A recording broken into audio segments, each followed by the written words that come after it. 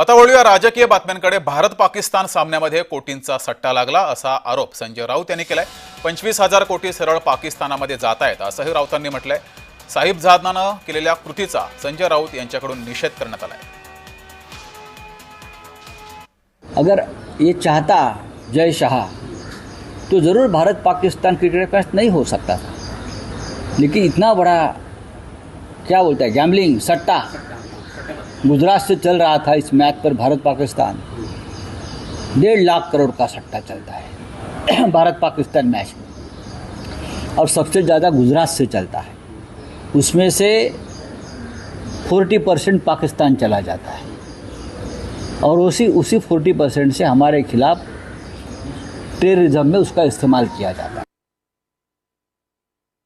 रॅलीमध्ये फडकले गेले, मताच्या लागून चालण्याकरता तुम्ही काय काय केला तर त्यामध्ये फार काही वेळ घेत नाही, पण महाराष्ट्र समजतो आहे खेळामध्ये खेळाडू वृत्तीने लढलं पाहिजे। खेळामध्ये कुठल्याही प्रकारचा हा देशामध्ये वितृष्ट आणण्याचं काम करू नये हे या देशाला मान्य आहे।